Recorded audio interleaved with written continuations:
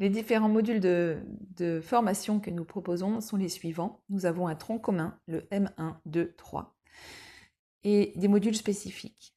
Alors, le premier module concerne cette découverte et cette pratique avec un petit groupe, car nous avons à cœur de vous suivre au plus près de vos besoins. Nous savons à quel point ce n'est pas facile d'avoir confiance en soi, et nous sommes là pour ça, en tant que pédagogue, avec mon compagnon. Nous travaillons donc tous les deux. Lui a cette dimension énergétique qui est très importante pour la communication animale. Au cours du module 1, nous cherchons à savoir quel type de communicant vous êtes afin de mieux répondre à vos besoins et de vous amener vers la réussite. En tant qu'ex-enseignante, j'ai à cœur de mener les élèves vers cette confiance en soi, et nous allons donc explorer dedans avec des animaux en photo, mais aussi à l'extérieur avec des animaux qui sont aussi nos coéquipiers, donc toute cette équipe de chevaux. Ils sont 7 avec ces chèvres, ce chien, ces chats, ces poules. Eh bien, nous nous familiarisons avec cette connexion intuitive, télépathique au cours du module 1. Nous avons aussi des expériences très sensitives, des expériences avec les champs énergétiques, avec le biochamp en extérieur, avec les arbres, avec les plantes.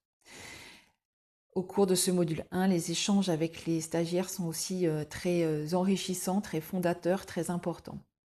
Et puis vient le module 2. Alors là, le module 2, c'est vraiment la question de l'éthique. C'est aussi la question de la posture. Quelle juste posture? Qu'est-ce qui fait que c'est mon imagination? Qu'est-ce qui fait que c'est vraiment une connexion de cœur? Eh bien, nous allons un peu explorer plus en profondeur les tenants et les aboutissants de cette communication intuitive et télépathique. Et nous allons explorer aussi à travers des cas très différents, comme on fait par exemple avec un animal disparu. On va aussi se connecter avec les animaux en présentiel, au-delà du distanciel. Quelle est la différence, par exemple?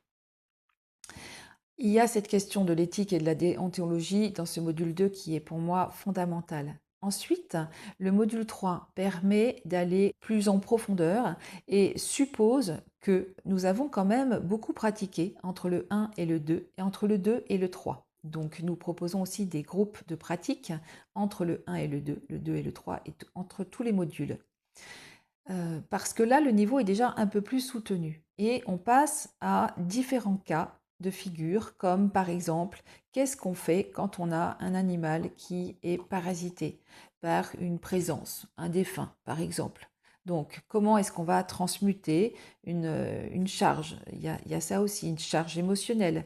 Qu'est-ce qui est en résonance entre le gardien et l'animal? Qu'est-ce qui appartient à l'un? Qu'est-ce qui appartient à l'autre?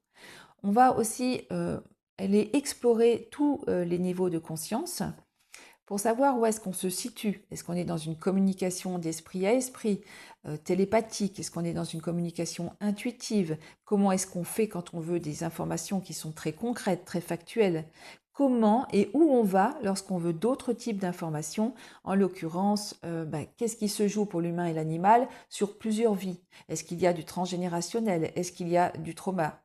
Alors, à propos du trauma et à propos des soins, nous avons un module 4, un module de soins, qui est là très important parce que très vite, on s'aperçoit que les animaux ont besoin de nous, ont besoin d'être ramenés, d'être aidés dans leur processus d'auto-guérison et parfois d'être réellement soutenus énergétiquement ou être soutenus de façon plus subtile lorsqu'ils sont parasités par exemple. Donc, il y a cette dimension-là au 4e module du soin. Il y a ensuite tous les modules complémentaires, à savoir le module vie, maladie, vie, mort et au-delà. Comment est-ce que j'accompagne et comment est-ce que j'appréhende la maladie chez l'animal? Comment j'accompagne le gardien, surtout lorsque l'animal est en fin de vie? Il y a la question de l'euthanasie, bien sûr. Et ensuite, il y a la communication avec les animaux décédés au sein de ce module merveilleux. Donc, on va voir tout ça. Il y a un module qui est préconisé, surtout si vous voulez un jour exercer la communication avec le vivant pour d'autres personnes.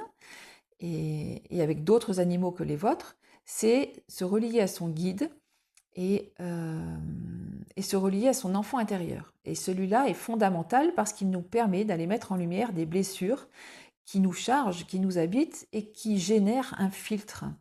Et communiquer avec un filtre, c'est risquer la projection, c'est risquer des erreurs préjudiciables pour l'animal et pour le gardien et par extension pour le communicant. Donc on ne peut pas passer à côté d'un module de développement personnel et aller voir à minima ce qu'il y a à nettoyer de transgénérationnel, qu'est-ce qu'on peut pointer à travers ce module-là, qui est très différent des autres. Et là, vous recevez aussi beaucoup de soins et vous repartez avec des clés. Et puis, bien sûr, et là, on se fait plaisir, il y a les animaux sauvages, notamment lorsque nous partons dans le Vercors, avec aussi cette connexion aux lieux, aux esprits de la nature, à tout ce monde invisible. Et puis, les stages avec les cétacés, donc en principe les dauphins, puisque chaque année, nous allons donc à Sataya ou à d'autres endroits pour aborder les cétacés et le monde de la mer et de l'océan en conscience, avec une conscience profonde, et cela nous amène à une reliance aussi profonde à qui nous sommes, à notre graine d'étoile finalement.